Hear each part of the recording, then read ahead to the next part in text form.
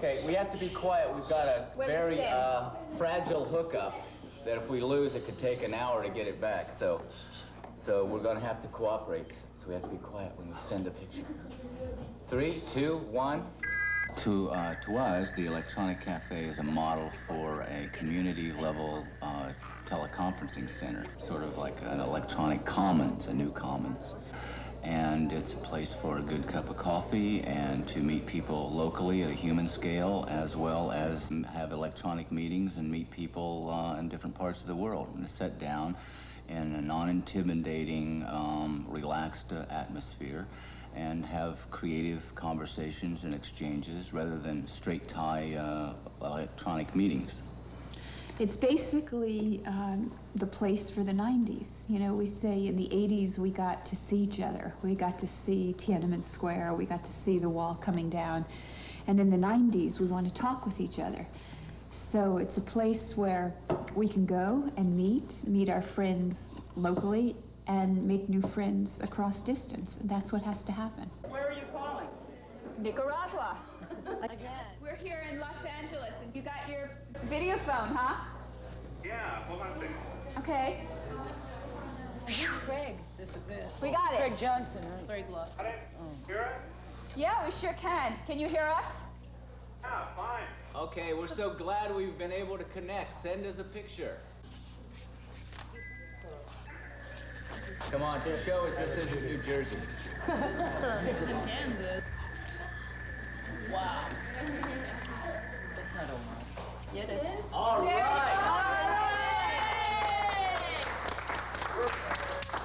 Well, should we send them what? Yes. Buenas noches, Omar. Qué milagro. Buenas noches, Omar. I came here because I heard also that they were connecting with Nicaragua, and possibly we're going to be speaking with Omar Cabezas. I just want to tell him, you know, that I read his book and how incredible, you know, all the things he did for the revolution. I mean, those images of him being in the jungle with, you know, mosquitoes and mud, and being, you know, and lasting like that for days and days, and being in a little village house with bullets, you know, strafing them, and somehow, you know, and being like 15 or 16 people, and they made the Sandinista Revolution, and you know, it was just quite a triumph. I am Omar Cabezas, recently elected to the National Assembly as a representative. In relation to the political situation in the country, unfortunately, even though we had our triumph, our revolutionary triumph in 1979, the government of the United States at the time was looking at the world in black and white terms. That's to say that the United States divided the world simply into communism and capitalism. President Reagan, perhaps because of his age, couldn't understand that the world wasn't simply just divided into black and white. So that's to say that in 8 years, because of the war imposed by Reagan, we've lost through wounded and death 50,000 Nicaraguan citizens. The thing that I really like about it is that it's designed basically as a populist sort of thing. It's one-to-one. It's not having stuff filtered through other people. It's direct. It's something that theoretically, when it goes, you know, when it develops further and further, it gets down to man or woman on the street dealing one-on-one with each other, as opposed to bigwigs and you know, high offices who can use this technology and do all the time. You know, people walk in here and they go, whoa, how much did this cost? Are you using satellites? But basically, to connect with the Soviet Union or to connect with Tokyo or Berlin, it's the cost of a phone call. Just a moment. It's Pravda. It is, yeah. It's the. Я считаю, то, что делают Кит Galloway и Sherrie Rabinowitz, это необыкновенно важно. He thinks that the thing that Kit Galloway and Sherrie Rabinowitz are doing is very important, extremely Это important. непосредственное, неформальное That's informal, общение между людьми. Immediate talk in between the people. И я думаю, что будущее и за телевидением, и, конечно, несомненно, за тем, что делают вот здесь, в электронном So he кафе. thinks that the future is behind both TV and the things that right now initiated being born here in Electronic Cafe, new form of human relationship. We're trying to develop a culture around these. So these you can get for like $250. And so they're like training wheel systems. For us, we can launch an electronic cafe in Gambia with a $250 video phone and a Mr. Coffee. That's the $500 system, okay? We can take it up to $35,000 or $85,000 with all the bells and whistles. But these video phones, vid phones, are bringing the kind of excitement and dynamic to teleconferencing or electronic meetings or migrating to electronic space at a global scale. The same kind of excitement that the black and white Sony Portapak brought to independent television production in the late 60s.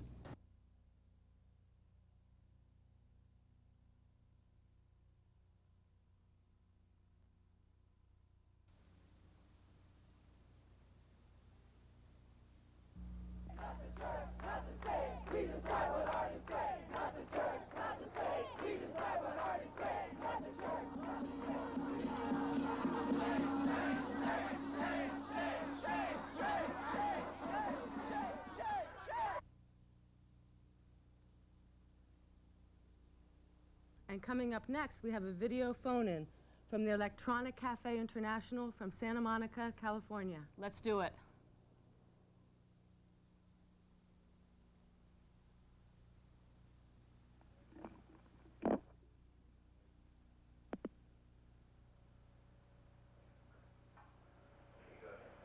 It is amazing how quickly we become desensitized to those disappearing faces.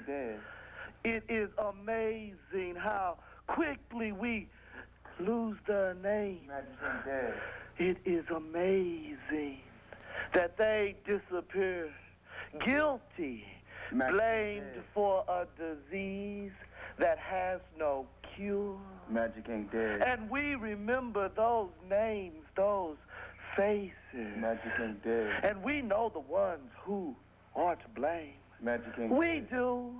We know their names. Magic ain't dead. And we know the schemes and dreams. Magic ain't The dead. plots and the subplots that they conspire against us. And we know we are the children of Magic ain't that. dead. We know we are the children to blame. And when we believe in the whispers of those who Magic have ain't disappeared into the alleyways of America Magic and never ain't heard from again, we believe. Magic ain't We dead. believe the whispers, the haunted memories. Magic ain't We dead. remember them as ancestors. We Magic ain't dead. remember there is no more time. Magic ain't We dead. remember that we need revolution. Magic ain't dead. And by the time we count to 10, 1, 2, 3, 4, 5, 6, 7, 8.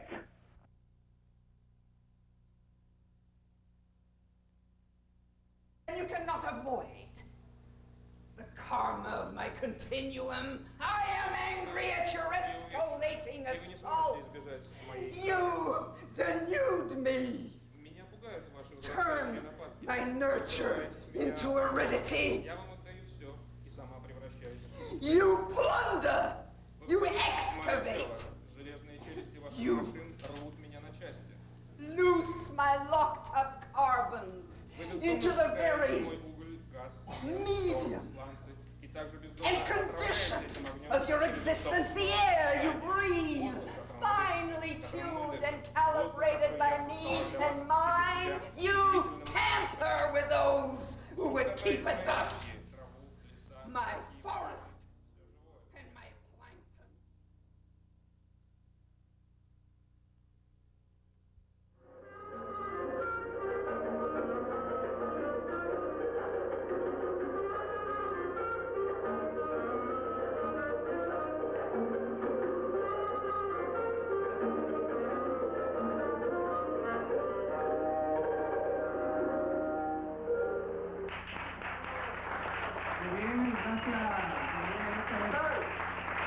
Todo muy bien. Todo muy bien. ¿Podemos poner a Alan? Alan. Sí, claro que Queremos hacer una pregunta. Are there some questions you guys would like to ask Alan? That now that we have an open line, and you're not paying it, Nicaragua? This is your question. Okay. Why don't you come up and say it? Alan, the only question that I have for you is the fact that Nicaraguans are trying to express themselves in a more individual way rather than with the government. Doesn't that imply that the musicians before belong only to the part that the government wanted them to belong? It was my understanding was that Nicaraguans before were only able to express their belief if they belong to the elite. Is that correct? Yes.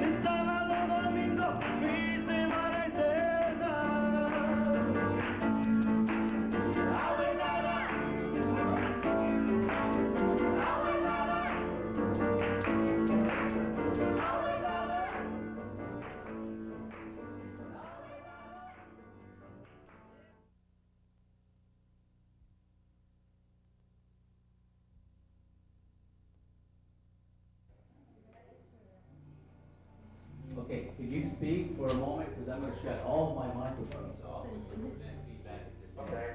So we're getting your picture. Do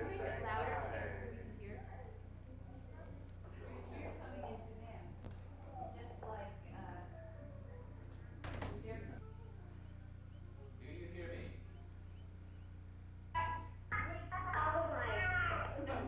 And just another pretty face.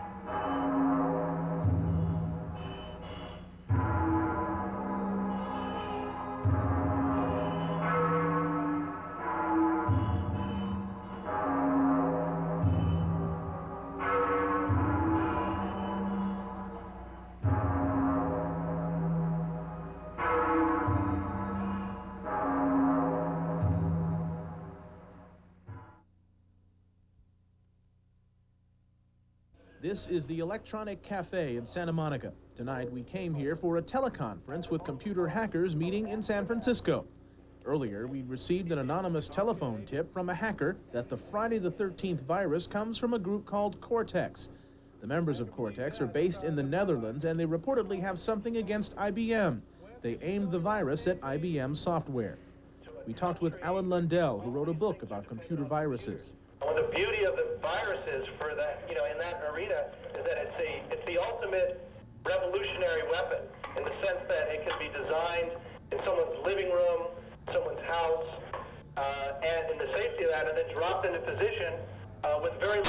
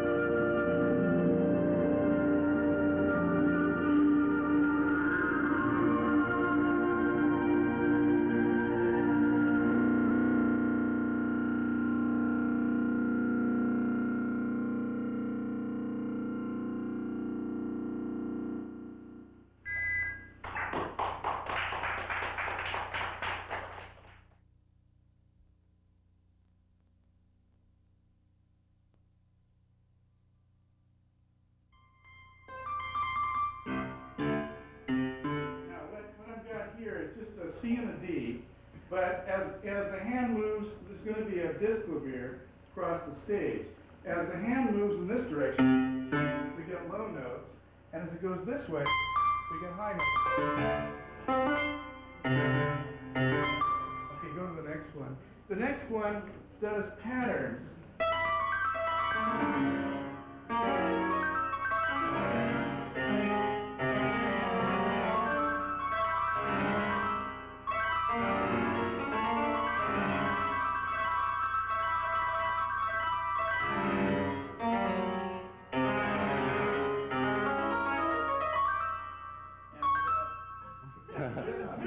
This can be, really dynamic. I mean, this is a really quick example, but then if you add it over here, and the disclavier, of course, all the hammers will be moving. So you'll actually see the keyboard going up and down as I do this. And I'm not going to do it with the thumb, because I want all 5 fingers to be playing. I'm going to do it with the elbow. So as the arm moves like this, it goes up the keyboard. The arm moves like this, it goes down the keyboard. I don't know. Let's do the Beethoven for fun of it.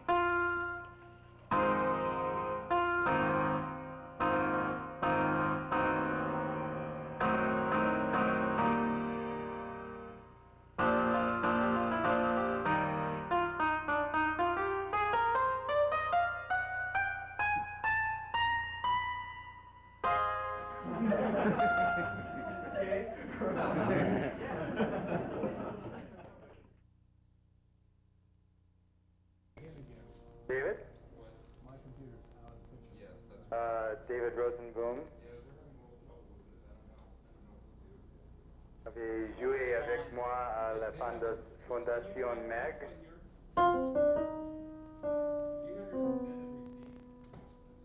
Et I'm very happy to have this little chance to have a jam session with tonight. Happen.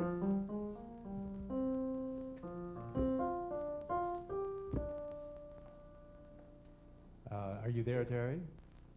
This is.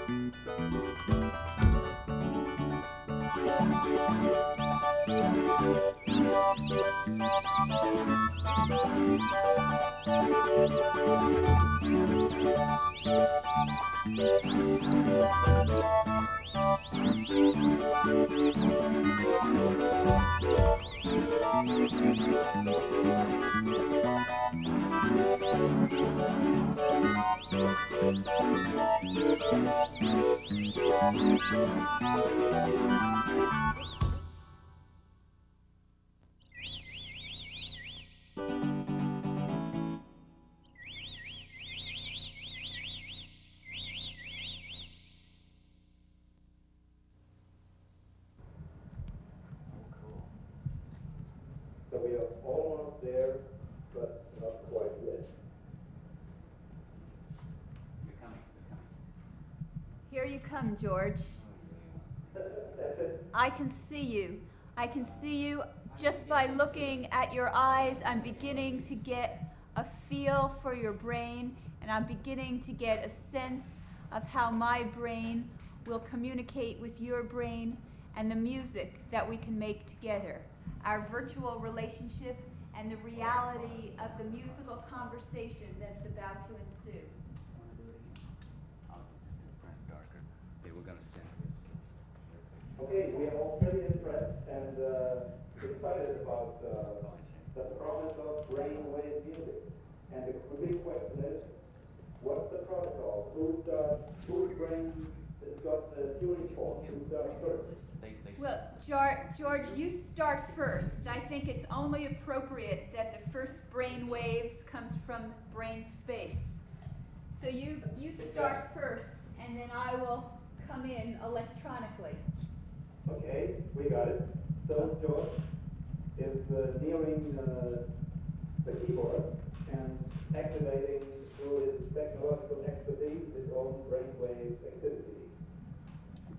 I'm listening. So are we. Can you hear something? Yes, we Yes. Can you hear from us? Can you hear that we're hearing him?